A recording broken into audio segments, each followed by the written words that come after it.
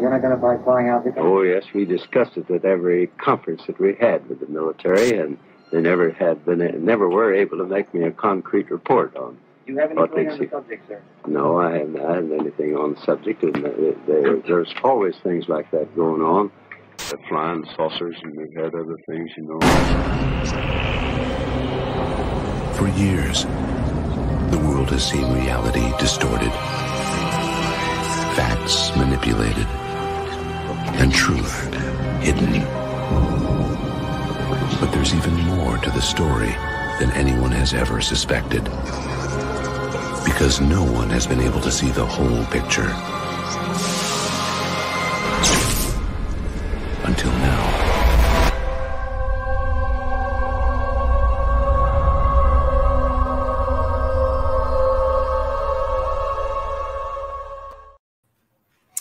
G'day and welcome to today's live edition of the Unexplained Rundown on the eve of the 75th anniversary of Roswell. My name is Grant Lavac, and if you're new to the channel and you found it intentionally, then like me, you're a curious citizen when it comes to the UFO UAP topic and are an advocate for truth and greater transparency from those that we elect into positions of authority.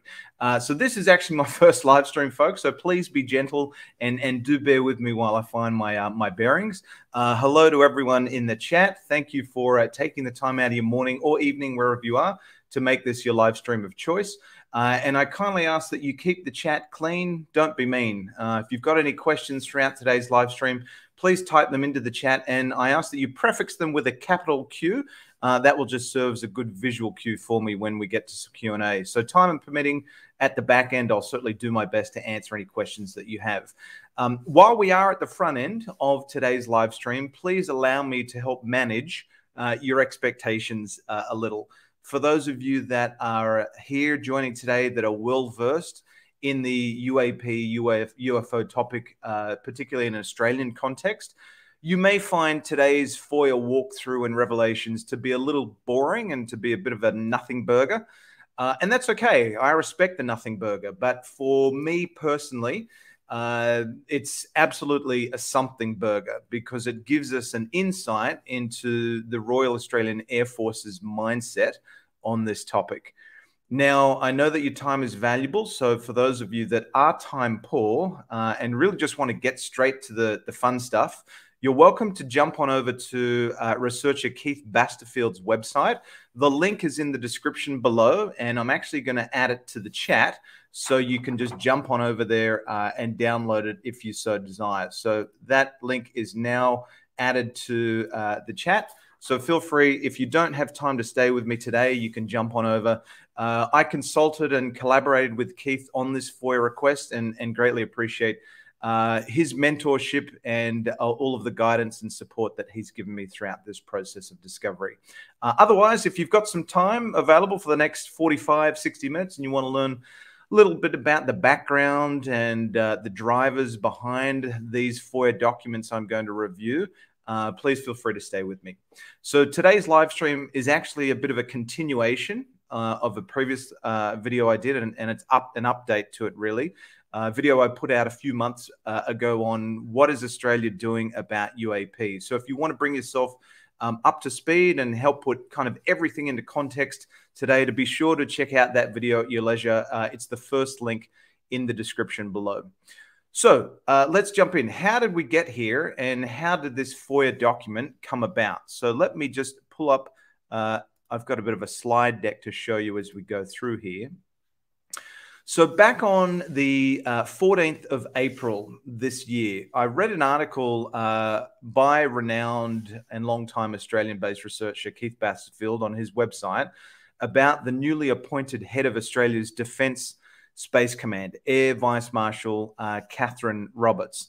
And on review of her profile as Defence Space Commander on the Royal Australian Air Force's website, I was intrigued. Move my little documents out of the way to give me a cue. I was intrigued to discover that she is a self-professed science fiction buff and has always been fascinated by advanced technology in space. So as such, I became very curious to learn what her position on unidentified aerial phenomena, or UAP, would be. So I decided to find out.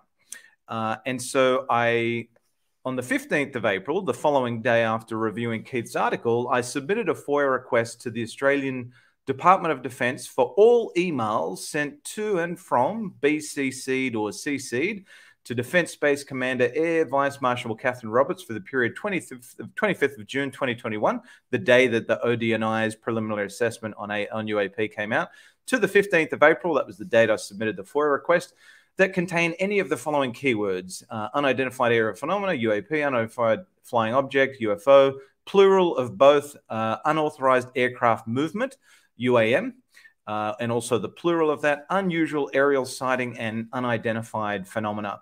And today's live stream is really the culmination of that FOIA request. Now, the FOIA document I'm about to walk you through is, in my opinion, and I suspect in the opinion of some others that have I've already shared these documents with, is the most significant FOIA document and maybe extensive piece of commentary to come out of the Australian Department of Defence on the UAP-UFO topic in more than 25 years. And the last document of comparable significance was, funnily enough, a 7-page briefing document on unusual aerial sightings, or the acronym used then was UAS, for the then Chief of the Air Staff, or CAS, as it was referred to from 1992 to 1997, or for a fairly long period of time, I should say. It was essentially the Air Force's most senior office, a role kind of akin to the chairman of the board. Now it's referred to as the Chief of Air Force, or CAF, C-A-F. So the briefing document in question was authored in late 1993 by a Brett Biddington, and concluded that consideration of the scientific record suggests that whilst not all UAS have a ready explanation, there is no compelling reason for the Royal Australian Air Force, the RAF, to continue to devote resources to recording, investigating, and attempting to explain UAS. As such, a policy change recommendation was made for the RAF to no longer accept reports on UAS, and from 1996, that's exactly what happened. Members of the general public that had witnessed a UFO and wanted to report it, they were referred by the RAAF to local law enforcement, their local police authorities, and civilian UFO organizations of the likes of MUFON and so on. So on that, wouldn't the compelling reason be, though, that not all UAS could be readily explained? I mean, that pretty much sounds to me like the position that our friends across the pond at the Pentagon have taken. And lo and behold, they're doing something about it. They're committing some significant resources to the effort to understand what is going on, and they're trying to collect more data. They're undertaking further reporting, scientific investigation, and analysis to better understand what UAP is and the potential threats that they may pose to national security and safety of flight. So more on that in just a little bit. But for now, let's get into the FOIA documents themselves. So I'm going to share other screen so you can see this. Let me just bring this up so it's good to go. Here we go. So this first document is an email that's directed to the Defence Base Commander, Catherine Roberts, on the 11th of February of this year. Now, I can't highlight any of this text because they've made it, they haven't provided any OCR, so I can't do any search or anything like that. So I'll just be using my mouse as a cursor as we go through so you can follow along. Email dated on the 11th of February this year, and references to Senate briefing papers. Now, the sender's details, as you can see, have been redacted under Section 47F of the Freedom of Information Act, which states that a document is conditionally exempt if its disclosure under the Act would involve the unreasonable disclosure of personal information, privacy information, about any person. So there is someone that doesn't want to be revealed in this, this first FOIA document, this email. let's just move on down to the next document. The first brief that we come to relates to space domain and policy, with, you can see there, Senator Wish Wilson's question on notice, question 90, following the Senate estimates hearing back on the 27th of October of 2021, where he essentially asked the then Chief of Air Force, Air Marshal Mel Hupfeld, about UAP in an Australian context. And Senator Wish Wilson's question on notice that is of importance of today's discussions are really the first two questions that he asked in that document. The questions that Senator Wish Wilson asked was essentially, has the Department of Defense had the opportunity to formally review the report completed by the U.S. Office of the Director of National Intelligence titled Preliminary Assessment, Unidentified Aerial Phenomena, that was published in June of 2021? And the second question he asked in questions on notice number 90 was, what guidance, if any, has the Department of Defense, sought on the publication of the US report and the implications for Australian aerospace? So what were the responses? Let me just come on back here. And if I just pull up, now it might be a little bit hard to see depending on the device that you're leveraging to watch this live stream, but I'll read it out. The responses that are highlighted on screen from the Department of Defense, and these responses, question 90 was responded on the 6th of December of last year. The Department of Defense responded to Senator Wish Wilson's first question, has DOD essentially reviewed ODNI's preliminary assessment? Their response was, and a fairly pithy one, the Department of Defense has not formally reviewed the report. And with respect to the question, well, has DOD sought any guidance on its publication? The response was, the Department of Defense has not sought guidance on the publication. Major bummer. So let's go back to, we're going to have a look at, go back to our document here, because I want to, the FOIA document. I'm going to come down now. Actually, let me just make sure I've got the right information on my end here, which I do. So let me scroll on up a little bit, because I just want to make something, call out something that may be of interest. It may be insignificant, but it bears calling it out. So what's interesting about this document you can see on screen is that there's a reference to, under broad topic, there's a reference to unexplained aerial phenomena as opposed to the customary of unidentified aerial phenomena. Now, I've actually personally never seen a reference to unexplained aerial phenomena, so that might just be new to me if it is out in the ether. If it's not, maybe it's just simply an administrative oversight, or it's potentially some other terminology that is being utilized to reference UAP. Regardless, I'll be sure to include that terminology in all future FOIA requests. So let's scroll on down to the piece de resistance. This is the document that we're all excited about.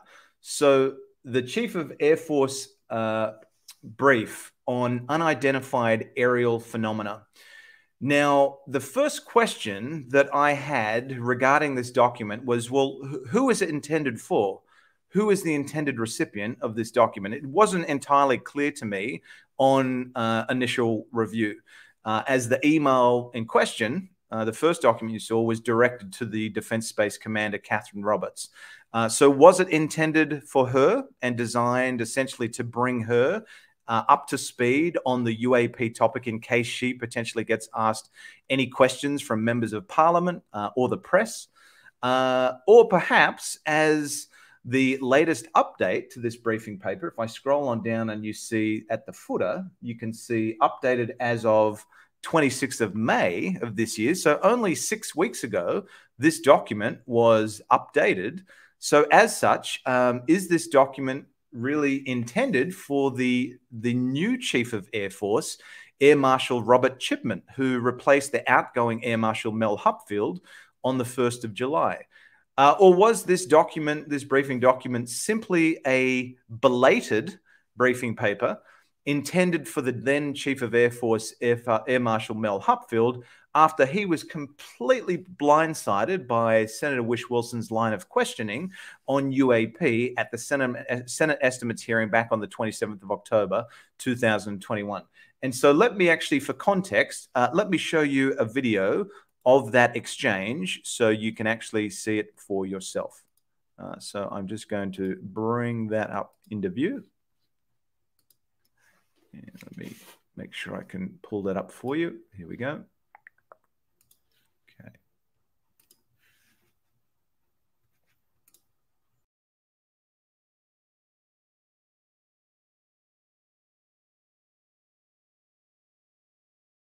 Senator, it's Air Marshal Mel Hupfeld, Chief of Air Force.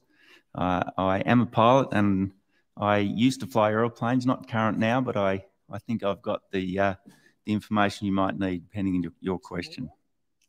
All right. Okay. Well, great. My question relates to the. I know we have close ties with the US. We share intelligence. My questions relate to release of the report on the 25th of June 2021 by the Office of the Director of National Intelligence, preliminary assessments, unidentified aerial phenomena.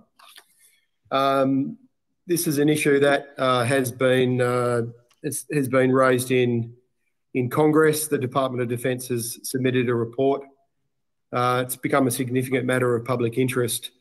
And I suppose my first question is, are you aware of that report, Chief of Air Force?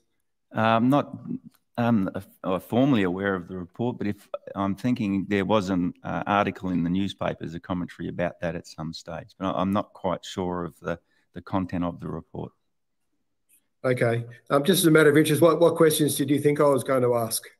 I thought you were going to ask some questions about aircraft, but it sounds like you're going to ask questions about UFOs. Well, we'd be very interesting to hear your views on this. Look, yes, it has been reported in the media extensively, both here and internationally. So you could see there that Air Marshal Mel Hupfeld didn't look all that happy or comfortable that he was being asked about UFOs. So let's come back to now, we'll go back to our FOIA document. Just so I can bring up that contents page again. So yeah, so interesting exchange. I think potentially Mel Hupfeld was like, oh shit, is he really going to ask me about UFOs? What a waste of time. Or was it, oh shit, he's going to ask me about UFOs. What am I going to say? So quite an interesting exchange. So let's have a look at the table of contents for this CAF brief on UAP. So we have a section dedicated to notes, key messages, strategic narrative. Now, this is an interesting one and certainly caught my eye. Now, before we delve into that, let's briefly take a look at what strategic narrative actually is. So I'll just pull up again my slide deck. So according to a 2013 article from The Strategist, which is the online blog for the Australian Strategic Policy Institute, they define strategic narrative as strategic narrative should focus not just on the insiders, but also on the wider world of friends, partners, neutrals, undecided groups, adversaries, and maybe even those who just don't care yet. The idea of strategic narrative is to then provide a vision that's carefully tailored to shape and influence the thinking of these multiple strategic audiences. These audiences, whether local or offshore, can assist or hinder us in our endeavors. A strategic narrative can gain their support by providing persuasive and compelling arguments. We seek to convince them to believe our carefully crafted story. This is all part of building our soft power, making an external environment of supportive actors that hold favorable views. So very, very interesting. Keep that in mind when we come down to strategic narrative. Talking points is next, which is interesting. So this briefing document is obviously designed to keep the intended recipients on message and script ready when asked the potential following questions from members of parliament or maybe even the press. And those questions are, how are UAP reported to defense? As an ally, have the United States offered to or asked to collaborate on UAP investigations? With the US calling UAP a potential threat to national security, should Australia be concerned too? And then we go into timeline of significant events or decisions, relevant media coverage, relevant media inquires. I suspect there's a typo there. It's intended to be inquiries. Relevant ministerial comments, questions on notice, estimates, QONs, questions on notice, other questions on notice, freedom of information, and then finally contact and clearance officers.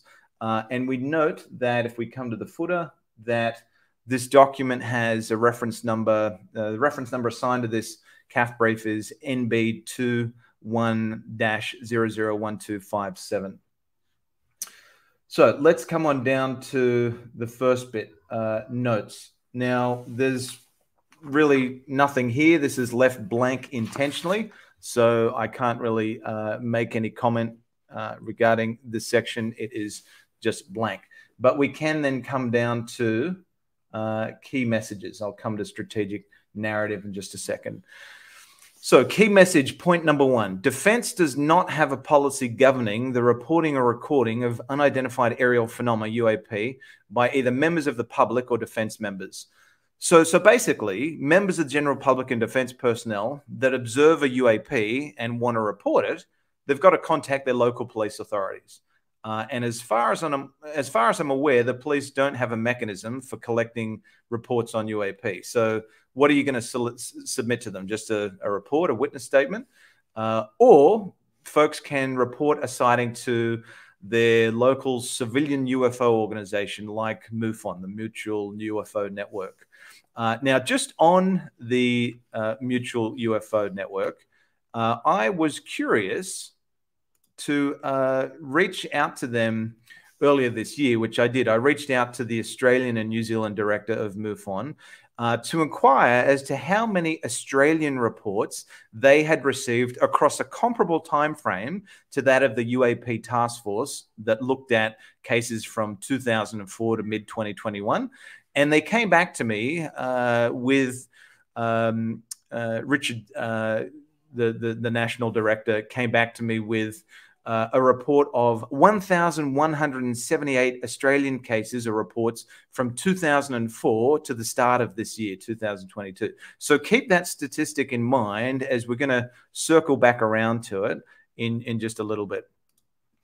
Point number two, the Royal Australian Air Force, RAF, ceased the handling of reports of UAP in 1996 after determining there was no scientific or other compelling reason to continue to devote resources to the recording and investigation of UAP. And so let us... So basically they're saying, no, there's no reason, there's no compelling reason for us to continue to look at it and devote resources. Well, if you're wanting some compelling reasons, I can give you 143 of them as to why you should devote resources to the recording and investigation of UAP. Because just over 12 months ago, our US ally and Five Eyes partner concluded via the ODNI's preliminary assessment on UAP that 143 of the 144 cases that it analyzed could not be explained.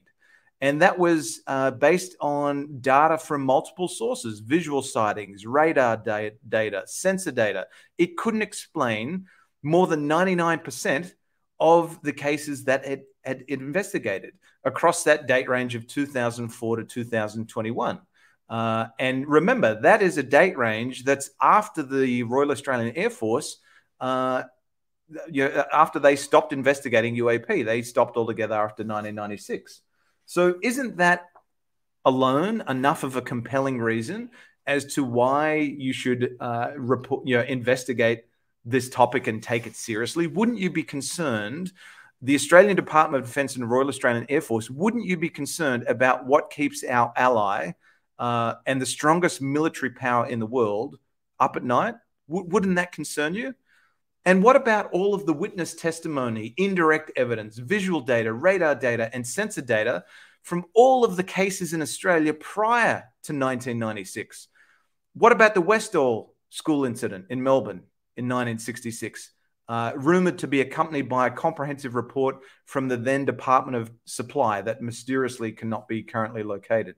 You've got the multitude of reports that are publicly available in the National Archives of Australia documenting witness accounts from the general public and military personnel of strange occurrences and anomalous objects at military installations, including Woomera in South Australia, Maralinga, also in South Australia, where the Brits were permitted to conduct nuclear testing in the 50s and 60s that contaminated the land with radioactive waste. And the Australian government didn't even bother to inform the Indigenous communities, the Aboriginal communities, of the health risks.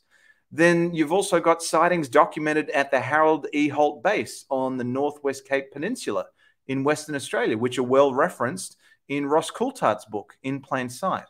And you also have sightings at the satellite surveillance base known as Pine Gap in the Northern Territory, which has been jointly operated by Australia and the United States since 1998. And then what about all of the comprehensive scientific research that was conducted by Australian nuclear scientist Harry Turner from 1948 and spanning several decades? His work was downplayed by the then Air Force due to his supporting views of Donald Kehoe's work in the US. So is none of that compelling enough for you to take UAP seriously in 2022 and follow the lead of our US ally? They're taking it incredibly seriously, so seriously, in fact, that they've set up a dedicated office to investigate the phenomena for the next 6 years. Let's come back to the third bullet point. Defense safety of flight incidents, including those potentially posed by UAP, are handled by the Defense Aviation Safety Authority, DASA, with civilian safety of flight incidents the purview of the Civil Aviation Safety Authority, or CASA. And just on DASA,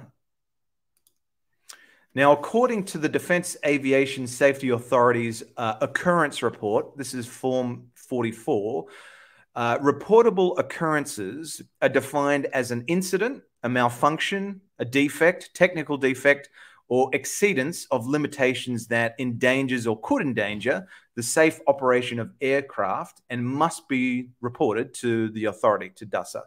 The Defense Aviation Safety Regulation, the DASR, the basic regulation categorizes reportable occurrences essentially in 4 buckets. And those are aircraft flight operations, aircraft technical, aircraft maintenance and repair, and air navigation services, aerodromes, facilities, and ground services. So for aircraft flight operations, it's unclear, to me anyway, as to what classifies an incident. I haven't seen the hazard database, but we know that the DASR basic regulation documents a serious incident as near collision, so a near miss, that require an avoidance maneuver to avoid a collision or an unsafe situation where an avoidance action would have been appropriate. And if we look at just on near misses, we know that our friends across the pond reported in the ODNI's preliminary assessment, the UAP task force has 11 reports of documented instances in which pilots reported near misses with a UAP.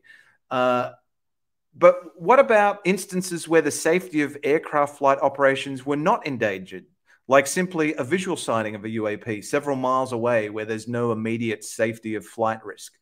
According to the Defense Aviation Safety Regulation, if in the view of the reporter, say the pilot, if in the view of the reporter an occurrence did not hazard the safety of the operation, but if repeated in different but likely circumstances would create a hazard, then a report should be made. So if a military aviator observes a UAP from his or her cockpit during a training exercise in real-world operations, and it seems to exhibit unusual flight characteristics that defy the known laws of physics, but it's not repeated and it doesn't create a hazard, Nah, don't worry about it. She'll be right, mate. There's no need to report it.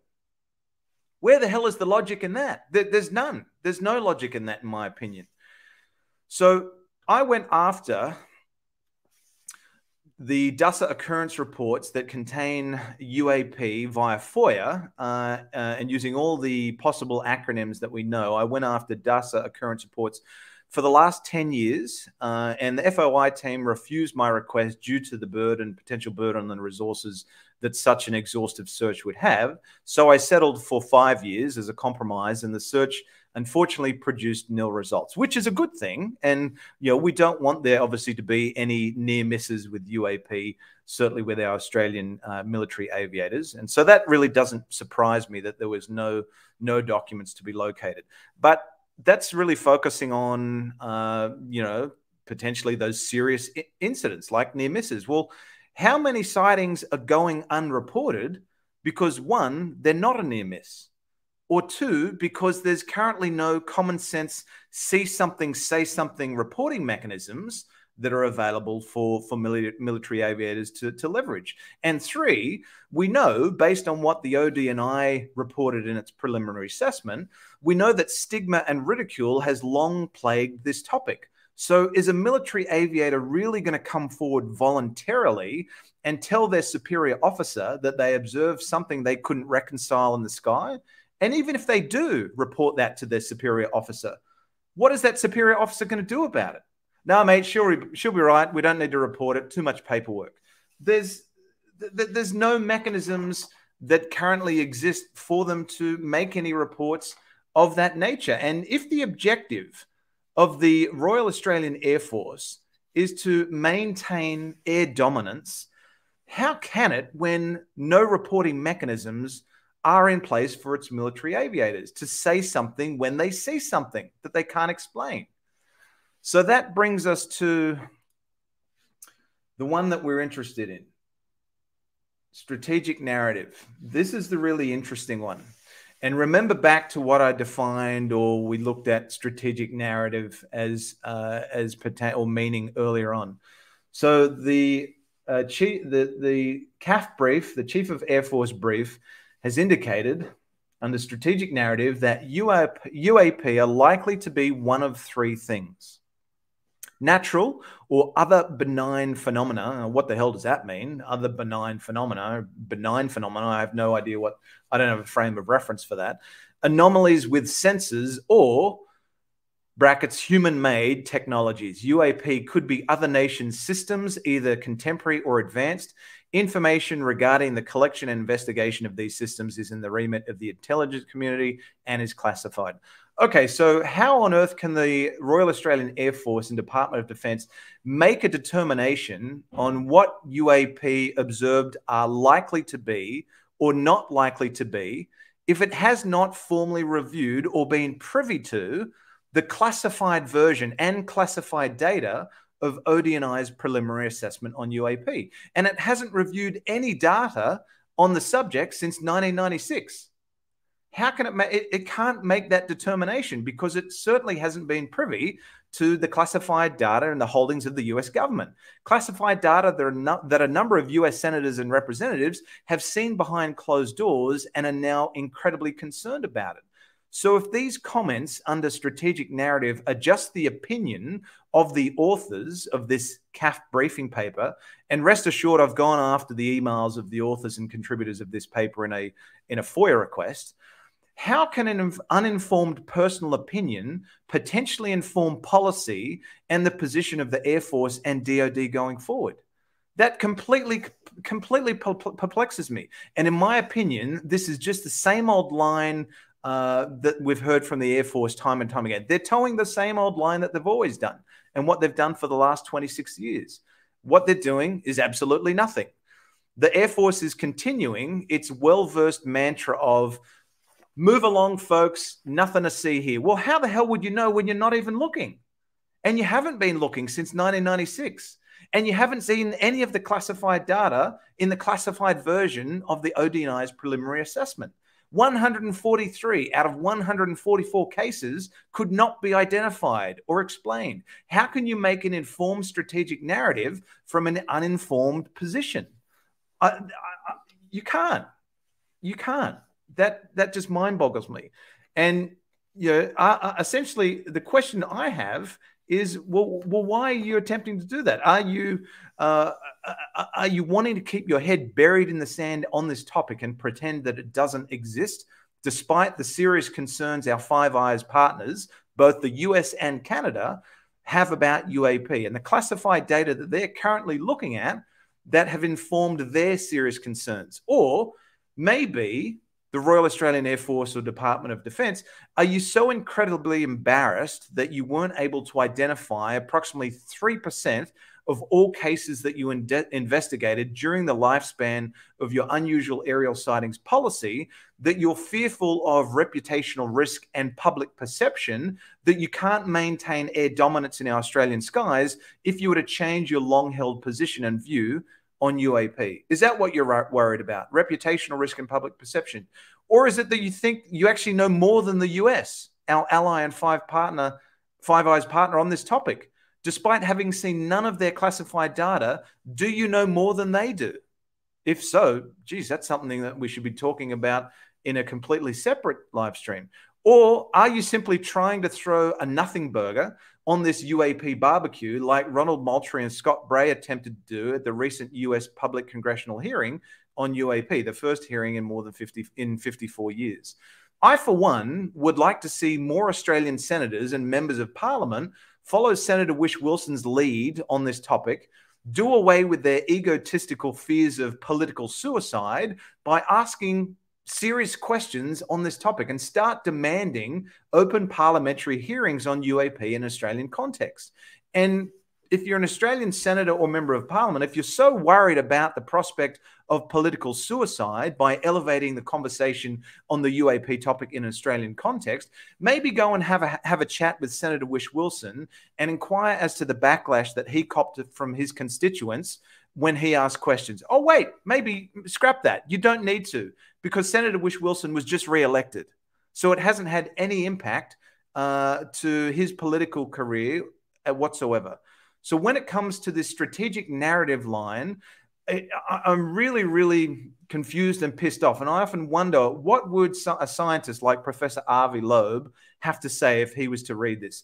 I'm sure he would say something to the effect of, well, data should inform the strategic narrative and not personal opinion and ego. So examine the facts and follow them wherever they lead. That's all we want, and that's all we expect.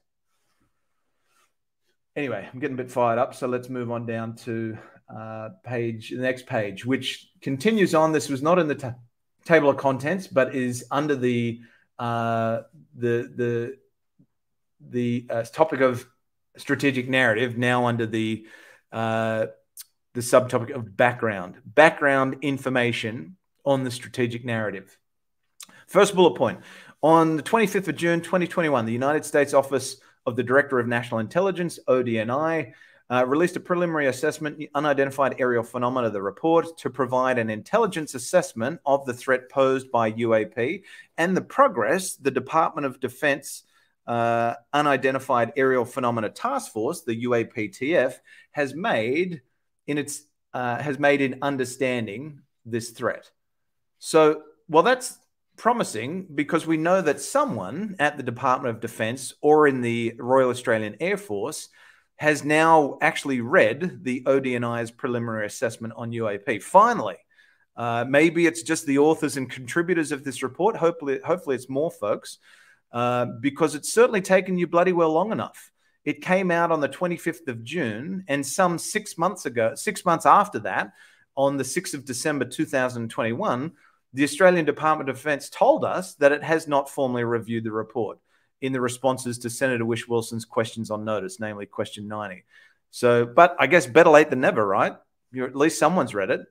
And I also take some comfort in knowing that it was just a preliminary assessment, and that a formal report, an ongoing report, are due to Congress and the public, with the first one being the 31st of October of this year. So let's hope that there is some compelling data in that report that finally kicks Australia's ass into gear. The second bullet point, the report does not draw conclusions on what UAP are, and most remain unexplained, mainly due to lack of data. So most do indeed remain unexplained.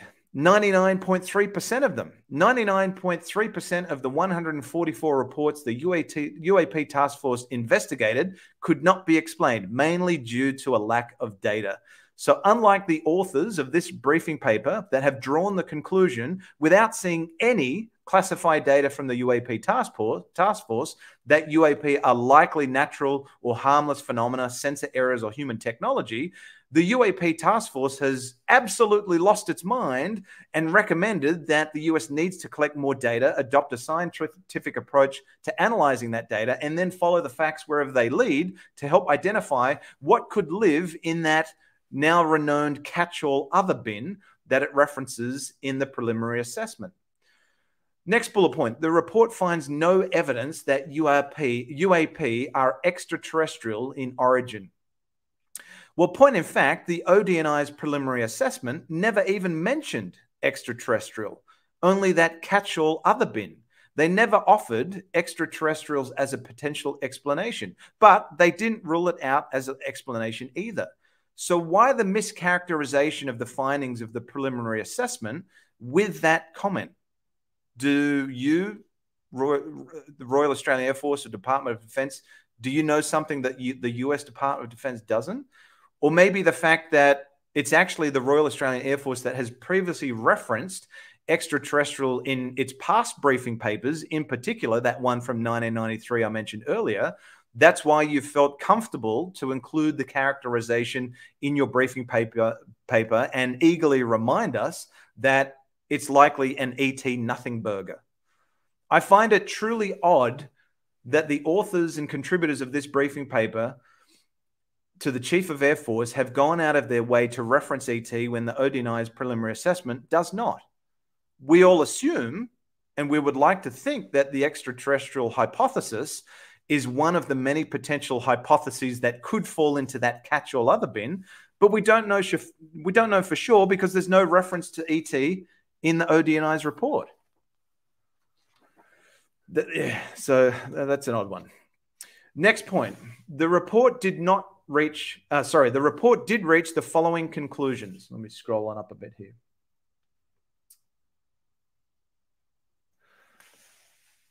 The report did reach the following conclusions. In a limited number of incidents, UAP reportedly appeared to exhibit unusual flight characteristics. These observations could be the result of sensor errors, spoofing, or observer misperception and require additional rigorous analysis. And that's my key takeaway on this one. Requires additional rigorous analysis. Not just any old additional analysis, folks, but additional analysis of the rigorous kind.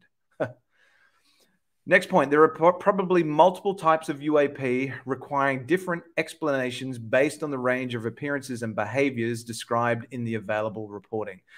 That's right, different explanations that weren't limited to the likely three you've come to the uninformed conclusions on because you haven't even seen any of the US's classified data, let alone any data since 1996. Also, the words described in the available reporting. Well, the Australian Department of Defense has no reporting mechanisms or recording protocols at all. So again, how can you make an assessment as to what UAP are likely to be or not likely to be when you have collected not one iota of data in 26 years? How? Next point, UAP clearly pose a safety of flight issue and may pose a challenge to US national security. UAP would also represent a national security challenge if they are foreign adversary collection platforms or provide evidence a potential adversary has developed either a breakthrough or disruptive technology. So, what is our US ally and five partner doing about that? The Pentagon is making a concerted effort to destigmatize the topic by introducing sensible see something, say something reporting for its military aviators. They're putting mechanisms in place and protocols in place to encourage observers to come forward without being laughed at, without being ostracized or fearing reprisals. They've got a hell of a long ways to go, but at least they're doing something and attempting to mitigate the potential safety of flight risks that UAP pose. But what about the Royal Australian Air Force and the Australian Department of Defence? What are they doing? That's right, absolutely nothing. Next point, on 23 November 2021, the US Director of National Intelligence directed the establishment of our now friend, the Airborne Object Identification and Management Synchronization Group, AIMSOG, to coordinate reporting across US Department of Defense and other agencies with the goal to minimize flight safety and national security concerns. Well, first and foremost, I would say bring bloody Astro back. That's a terrible acronym, and one that has been, I think, developed intentionally to kind of, get folks thinking, oh, well, that's a real hard one to follow, so I might as well not follow it. So once again, our friends across the pond have looked at the available data to date. They're hopefully following the facts and the data wherever it leads them. And they're saying, well, we still need to collect data and analyze more of that data. How about we do something crazy and we dedicate some investment to the effort of better understanding the nature of UAP and the potential threats that they pose by setting up an office, a dedicated office, for a minimum of the next 6 years. Sounds like a pretty reasonable idea to me. Next point. And we'll scroll on down for this one.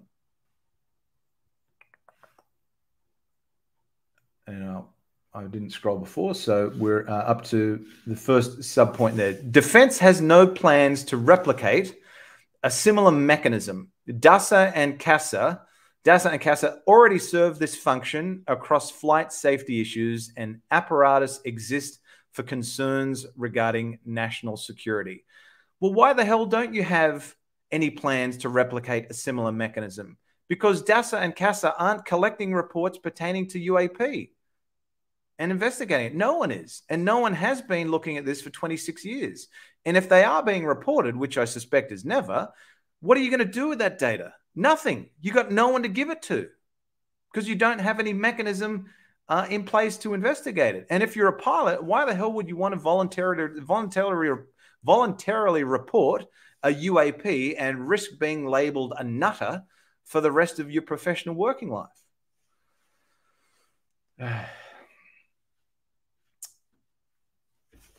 Next point. Historically, the Royal Australian Air Force, RAF, was responsible for handling UAP reports. However, that ceased in 1996. If civilians wish to report UAP, they should contact their local police authorities or get in contact with a civil UFO research organization. The defense instruction was cancelled in November 2000 and not replaced. UAP may also be referred to as identified flying objects, UFO, or unusual aerial sightings, UAS. UAP is the contemporary term for such phenomena. So if you haven't looked at UAP, the UAP topic, and any data in 26 years, and you know that our US ally and the strongest military power in the world is all of a sudden looking at UAPs by way of public congressional hearings, a brand new dedicated office to investigate the phenomena, and the introduction of new sensible see something, say something reporting mechanisms for the military aviators. Again, isn't that enough of a compelling reason to tell you to get off your fat ass and maybe review your position on UAP? Again, what more compelling data that, that was then, this is now. You can't say that your decision in 1996 should, inform what's going on, your position on what's going on today. And remember the statistic I said earlier that MUFON reported 1,178 Australian UAP UFO cases from 2004 to early 2022. If only 3% of those reports could not be identified, like the 3% of reports that the Royal Australian Air Force and Department of Defence were unable to explain during the lifetime of its unusual aerial sightings policy, wouldn't you want to know what those 35 true unknowns are? 3% of 1,178 equals 35. Wouldn't you want to know what 35 unexplained anomalous objects are? I don't understand why you're still burying your head in the sand on this topic when our US ally is screaming at the top of their lungs that UAP are real and that they're an issue. Are you, the Department of Defense, the Australian Department of Defense, are you concerned about diverting resources away from your focus on what China is doing at the moment in our own backyard in the South Pacific? Or are you worried that dedicating investment and resources to revisiting your position, revisiting the UAP UFO topic will be seen in the public domain as wasting taxpayer dollars? Well, if it's the latter, get over it, because I think the Australian taxpayer is well and truly aware of the fact that you've wasted a hell of a lot more on a hell of a lot less. Case in point, the $830 million that the Australian government has just compensated the French government due to its botched nuclear submarine construction contract. And dare I say, with the UAP topic, you could do a hell of a lot more with a hell of a lot less. And you probably find that the general public would be much more supportive of your endeavors. Just look at the public responses to the recent 60 Minutes piece that came out of the US on the UAP issue, or Ross Coulthardt's 2 documentaries on UFOs that were aired on the 7 Spotlight program. One of which has received more views on 7 Spotlight's YouTube channel than any other program that it has ever aired. There is a genuine public interest on this topic. Let's move on down to the next one, talking points. So this is to ensure that the Chief of Air Force and possibly the Defense Space Commander, that they stay on script, they stay on message when they're asked any questions about the UAP topic by members of Parliament. And on that note, Senator Wish Wilson is the only senator, the only Australian senator that's had the courage and gumption to ask questions about this topic and elevate the conversation in an Australian context.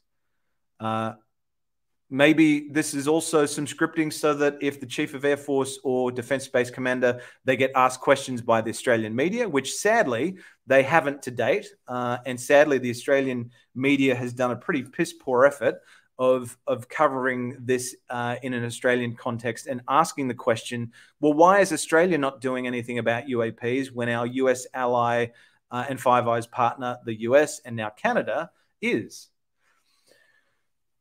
So in my opinion, if the media exercised 1 ounce of journalistic due diligence when reporting on this topic in an Australian context, I probably wouldn't have the need to be asking these questions and posing them on today's live stream.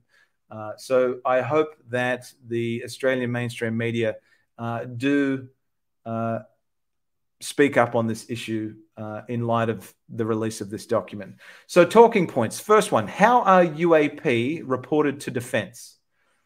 Defence does not have a policy for reporting or recording UAP, full stop.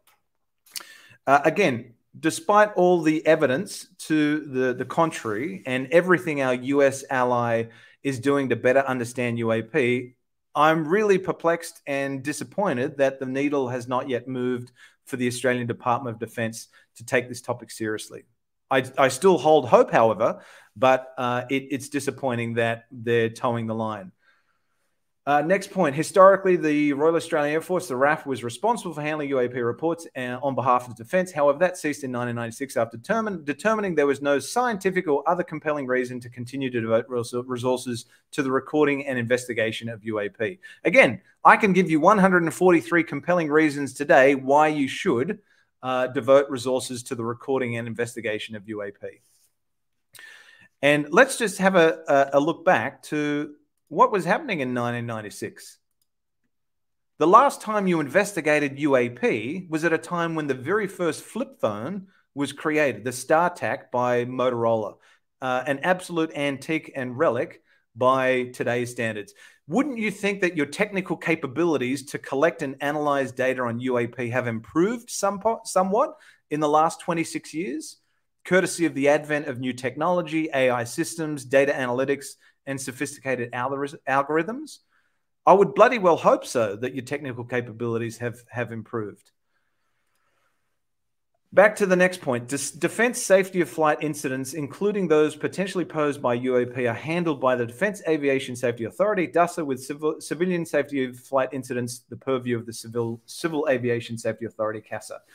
We're pretty much covered off on that one. We don't need to relitigate it. Next one. As an ally, have the United States offered to or asked to collaborate on UAP investigations? Boilerplate response: no, the United States nor any other nation or ally have requested or offered to collaborate on UAP reporting or investigation. Yet, my Department of Defense friend, yet. Because I remind you that the National Defense Authorization Act for fiscal year 2022 was signed into law by President Biden on the 27th of December of 2021. And the legislation mandates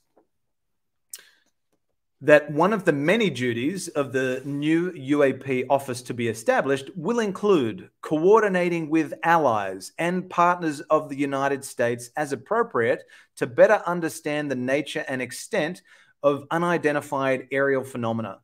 And they have to provide Congress with a report on their progress on that front, and that's coming the 31st of October of this year. So don't worry, Australian Department of Defense, if they haven't come knocking on your door just yet, you can bet your bottom dollar that they're going to. They're going to ask you about those reports of UAPs at the joint military base installation known as Pine Gap in the Northern Territory. They're going to come knocking on your door, and when they do, you better have something to offer, or you're going to be completely red-faced. And let's not forget, the US and Australia are Five Eyes partners. They share signals intelligence to better understand the potential threats to our nations, to help strengthen our capabilities and minimize our vulnerabilities. So I would expect them, the UAS, to share information with you pertaining to UAP going forward, and vice versa, because you're members of your Five Eyes partners. You share that signals intelligence. Again, frustrating. Second point, second answer to that one. Defense has no desire to seek collaboration on issue, and that is a bit of a dagger in the heart, that one.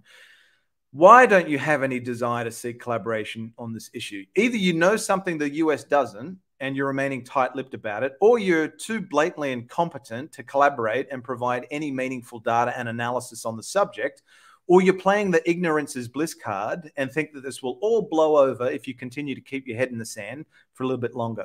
Well, the topic ain't going away soon, my friend. Curious citizens and citizen activists like myself do not go gentle into that good night. So we're not going to shut up about this and just walk away, go away, move along, nothing to see here. We're going to continue to press you and ask questions because our US friends are taking this topic seriously, and Australia wants you to take it seriously as well. With the US calling UAP a potential threat to national security, should Australia be concerned too? UAP are likely to be one of three things: natural or other benign phenomena, anomalies with sensors, or human-made technologies. Information on the human-made technologies is classified and within the remit of the intelligence community. Again, I'm not sure how you can come to that conclusion when you haven't looked any data in 26 years, nor have you seen or been privy to any of the classified data in the ODNI's preliminary assessment on UAP. Second point there. Countering capabilities spanning the maritime, land, air, cyber, and space domains that could threaten our national security is a core business of the Australian Defence Force, the ADF. Any threat to national security is a concern, but also a priority for defence. So pretty stock standard response that they'd give there. So why has our US ally, Five Eyes partner, and the most advanced military on the planet taken the complete opposite end of the spectrum view to that of the Australian Department of Defence on UAP? I would genuinely like the new Minister of Defence, Richard Marles, to answer that question for me. And while he hasn't just yet, just yesterday, I did receive an email response to my several emails that I submitted last month pertaining to my inquiries. And the response was courtesy of the Royal Australian Air Force's Vice Air Marshal R.J. Denny, Head of Air Force Capability. And his email was essentially, or I should say the letter that was sent was, Dear Mr. Lavac, thank you for your correspondence of 6 June 2022 to the Deputy Prime Minister, the Honourable Richard Marles, who's also the Minister for Defence, concerning UAP and UFO. I appreciate the time you've taken to bring this matter to my attention. Defence does not have a protocol for the reporting and recording of UAP and UFO sightings. At this point in time, Defence will not be pursuing research into this matter. I understand that United States Congress recently held a hearing on UAP and UFO sightings. As this is a matter from a foreign government, I am unable to provide you with further insight. I understand this may be disappointing to you. It is, but I'll get over it. However, I thank you for your ongoing interest and passion on this matter. So while this is very much a neutral letter, I do take a slither of comfort in the words "at this point in time." I would still very much like to know if the Royal Australian Air Force and the Australian DoD are open to reviewing their current position on UAP in light of the significant public interest now around this topic, as well as the position our US ally and Five Eyes partner has taken on it, and the fact that the Royal Australian Air Force and Australian Department of Defence has been left in the dark for the last 26 years and hasn't looked at any data whatsoever since 1996. I think a revisit of your current position on UAP is long overdue. And it was actually refreshing to receive a response in less than a month to my inquiries directed to the current Minister of Defence, Richard Marles, as I'm still waiting on receiving a response to my 6 emails that I sent in the first 5 months of this year to the now former Minister for Defence and current leader of the opposition, Peter Dutton. Peter, quick word if you are watching, which I know you're not. I'm quite bummed that you never bothered to respond to any of my emails or return any of my calls to your office. In fact, as your constituent, your lack of response to the questions I posed to you in writing doesn't instill much voter confidence going forward. But don't worry, Peter, I have a pending FOIA request for all of your emails pertaining to UAP for the past 12 months, so hopefully I'll find some answers in what those responses are. Let's just come back to the next point. We're coming towards the end here. I'm just going to bring that back up. Hopefully you all saw that on screen. There we go. Where are we? All right, scrolling on down. Are UAP a risk to flight safety? Boilerplate response. Flight safety is a high priority for ADF aviation. Any risk to flight safety are considered serious, but Defence is not aware of UAP being the cause of an aviation safety incident or featured prominently in a safety investigation.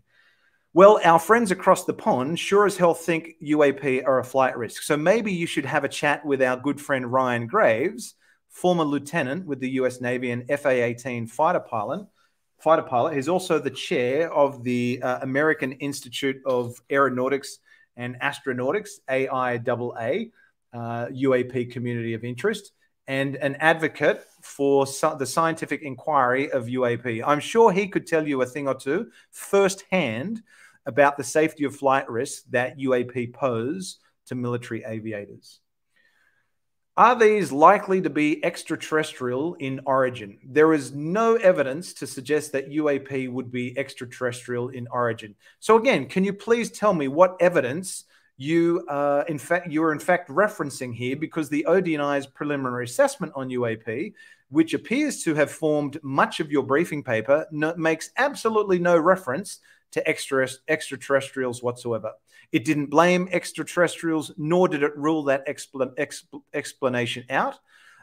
Furthermore, and I'll say it time and time again, you stopped looking at UAP in 1996, some 26 years ago, and you haven't been privy to any of the classified data that the US are currently looking at. I could be wrong, But you, the Australian Department of Defence and Royal Australian Air Force, seem to be taking a very strong Fermi paradox stance here and following the line of thinking that if life is so easy, someone from somewhere must have come calling by now. Well, to paraphrase Professor Avi Loeb, if you never bother to look out your house window, how will you ever know if you have any neighbours? Not only is our US allies starting to look out their window again, the academic and scientific community is doing exactly the same thing, independent of the government. The Galileo project, under the leadership of Harvard's professor of science, Avi Loeb, is a prime example of that.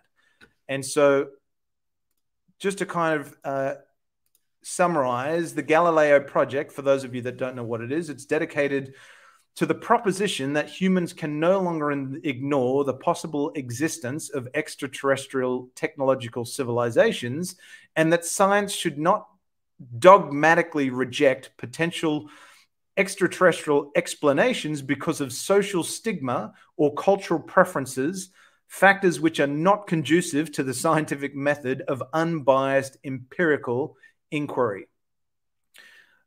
I think the Australian Department of Defence and Royal Australian Air Force could probably actually pick up a thing or two and learn a few bits and pieces if they actually looked at the mission, the objective of the Galileo project. But maybe you don't necessarily need to look at the scientific community, because you can actually just have a chat with your friends at NASA. Lo and behold, they've stepped into the ring and they're now following the Galileo project's lead to better understand the nature of UAP. They've commissioned a 9-month research project with a piss poor budget of $100,000, but that's just the start of any exploration that they formally might do on this topic. Is Australia really going to get left behind the 8 ball on this topic thanks to the Royal Australian Air Force and Department of Defence? I bloody well hope not. I bloody well hope not. Let's move on down. We're coming towards the end here, folks. Timelines. So timelines of significant events, decisions. Well, this is really nothing new. We kind of know all of this information. 25th of June of last year, ODNI released its preliminary assessment on UAP. 13th of November 2000, ADF policy on unusual aerial sighting. On unusual aerial policy is cancelled, not replaced. It was eventually cancelled altogether in 2013. 27th of August 1996, document confirming cease of reporting of unusual aerial sightings to the RAF. So they stopped taking reports. They stopped investigating it in 1996. They still had a policy in place all the way through to 2013, but they really didn't do anything about it. Moving along. Relevant. I question the word relevant on some of these, but we'll cover it anyway. Relevant media coverage. Now, I do have to wonder, are these articles also informing the author's opinions and position in this briefing paper to the Chief of Air Force? If so, I find it very interesting that you've decided to reference some potentially questionable and relatively unknown media sources here. And let me show you the first one that is referenced. I'm going to share this so you can see it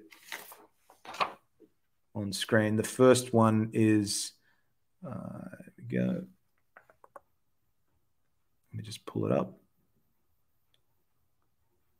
If I can find it. There we go. The resource under. Okay. No, it's not that one. Hang on, folks. I'm getting to it. Oh, I don't seem to have it. Okay. Well, I'll come on to the next one in just a moment. So the first one, firstly, the Sun.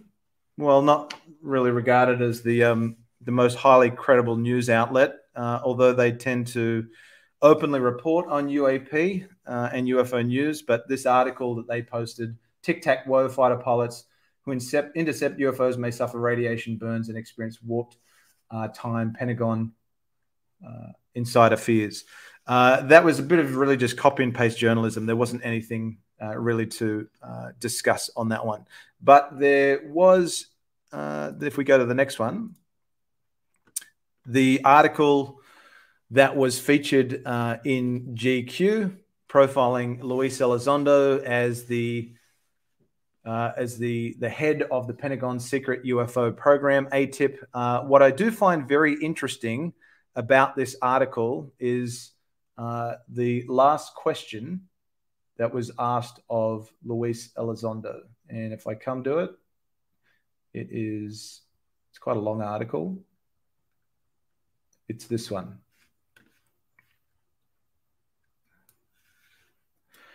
What can you tell us about what's coming up in 2022 in terms of new evidence that may come to light or new developments? And I think Luis Elizondo's response was quite an interesting one. I think we'll see a lot more participation by the international community and a lot more transparency. We're going to begin sharing information a lot more, and I think people may be surprised just how much information is possessed on this topic by other countries. My only hope is that the UK will be able to do the same thing, much for the same reason that the United States didn't want to admit that UFOs were real. I suspect the UK doesn't as well. What I can tell you is during my time in ATIP, it was very apparent to me that there were certain elements within the royal family that were interested in the topic, and the rest doesn't really pertain to international interest. So that is quite interesting. What does Luis Elizondo potentially know about Australia's interest, the Australian government's interest in this topic? So I asked that question. I posed that question to Lou Elizondo when he was a guest a number of months back on the Unidentified Celebrity Review about his thoughts on Australia's lack of interest in the UAP topic and the fact that Australia's DOD hadn't even bothered to review the ODNI's preliminary assessment, knowing full well that the NDAA mandates coordination with its allies to better assess and understand the nature of UAP. Elizondo's response was essentially that he believes there are folks behind the scenes in the Australian government and other countries' governments that are taking the topic very seriously, but only talking about it behind closed doors. They just haven't voiced their concerns publicly yet because there still is that ridicule, that fear factor that potentially this is political suicide if they touch it. But that fear is certainly, I think, starting to become less and less with the increasing number of senators and elected representatives in the US that are now talking about it openly. So I do take a small degree of hope and comfort in Lou's comments there, if in fact he is right. Let's have a look at the next article. And again, I haven't included these links in the description of this video, but I certainly will after this session, after this live stream. Where we go, Louise? There we go. So next we had, it was, oops, no, not quite. It was the Australian. Pull that one up. Got my links a little bit out of whack here. Subscribe. There we go. So there was an article by the Australian, prominent newspaper and news outlet in Australia. Unfortunately, this sits behind a paywall, so I can't review it. But it's essentially, I have looked at it in the past, it's essentially a recap of Senator Whish Wilson's line of questioning of the then Chief of Air Force, Air Marshal Mel Hupfeld, at the Senate estimates hearing back on the 27th of October of last year.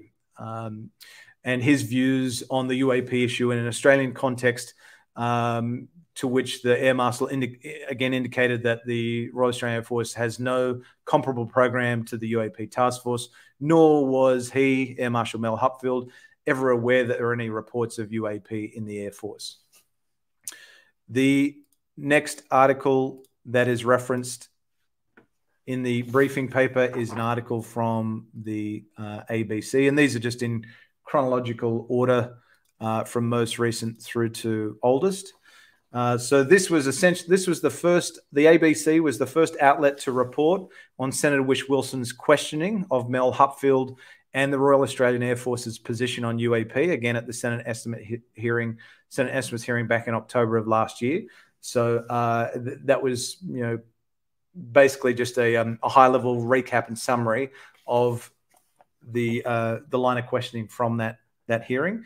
The next one is an unusual one, and I'm really not sure why they've included this as relevant media coverage. It's from a relatively, well, maybe it's not a relatively unknown outlet, but it's certainly one that is incredibly random. Remo News out of Bangladesh, reporting on the comments from NASA's head, Bill Nelson, on the possibility that some UFOs could be extraterrestrial life forms or beings from an alternate universe. Again, very unusual choice of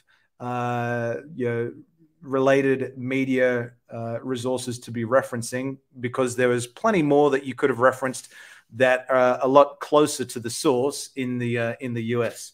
But nonetheless, they decided to leverage that. Let me come back to the last few pieces of the briefing paper.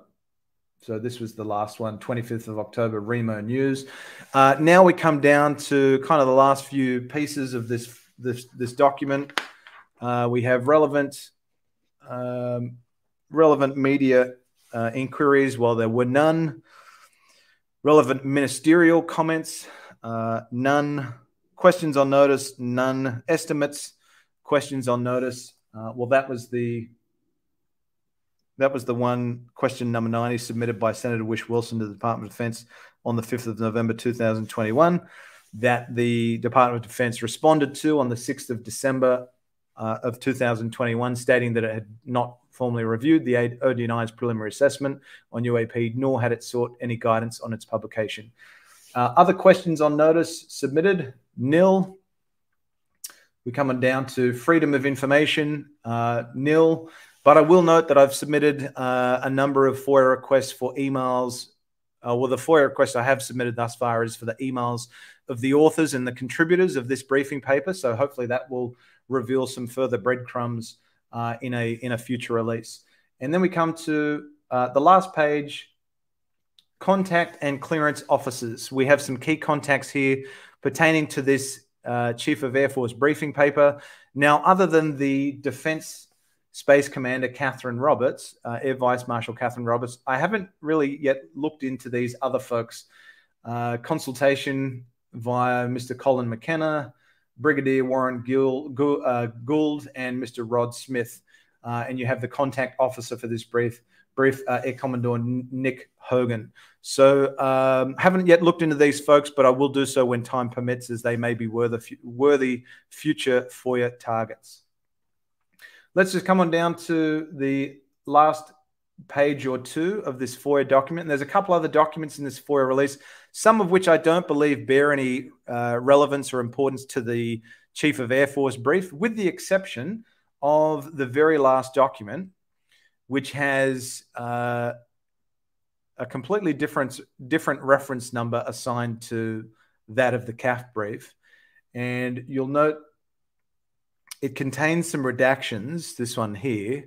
It contains some redactions in the top, and you can see the next section is questions on notice, estimates, questions on notice, and so on. So if we assume that this document, which is a different document to that of the CAF brief, this is 000126, if this document, if its table of contents followed the same format as the CAF brief, well, this would typically, we could expect this to be potential ministerial comments, relevant ministerial comments. Again, if it follows the same sort of table of contents structure to that of the CAF brief. Now, the redaction in question, S22, relates to the Australian Freedom of Information Act, pertains to information reasonably regarded as irrelevant to the request. So it may actually not be anything of significance here whatsoever.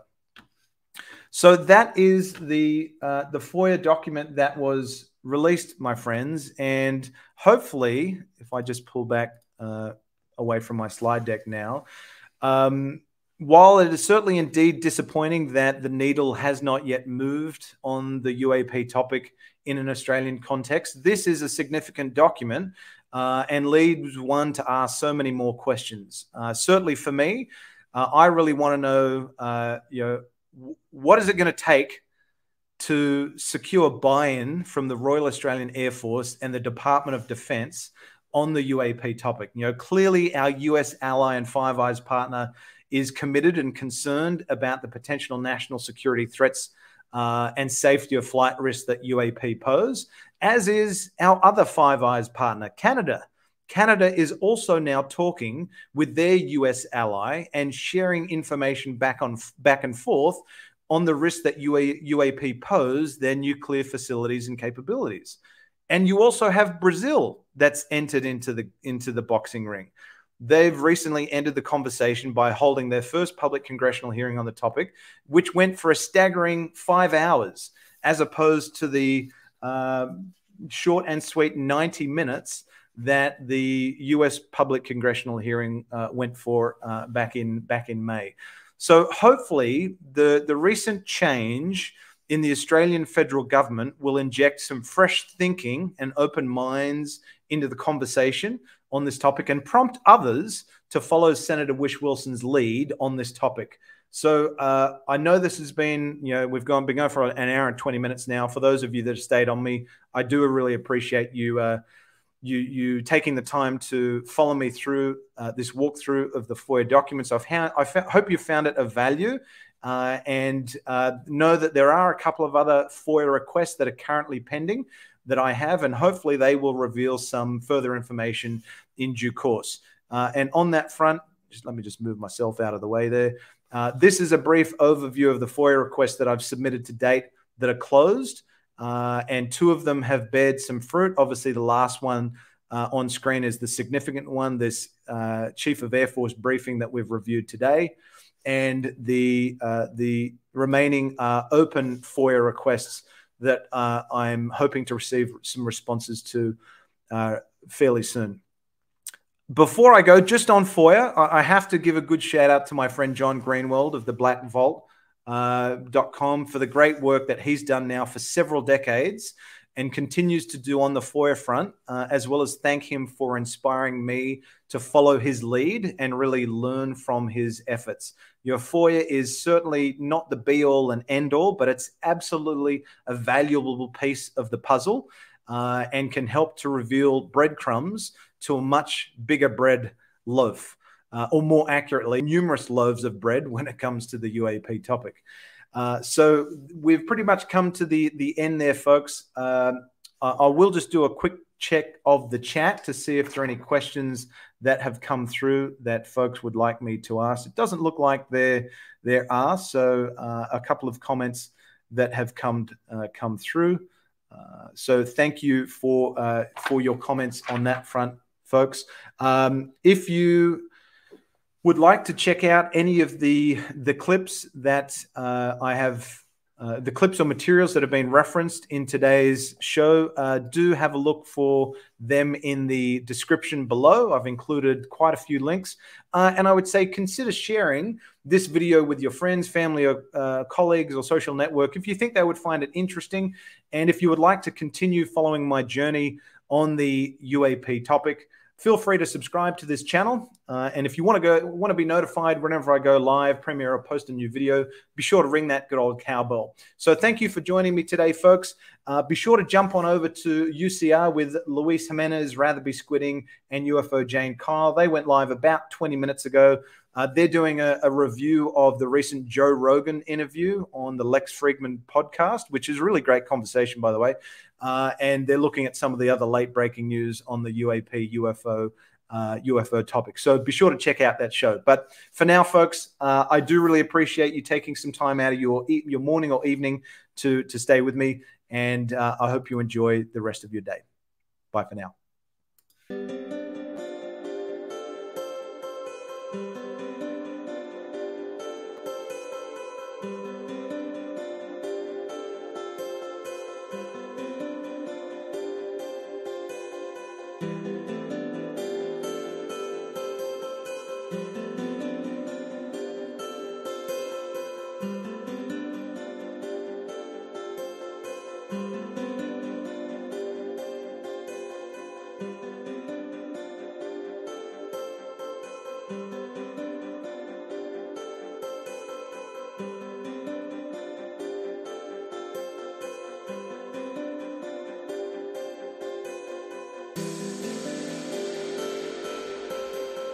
you.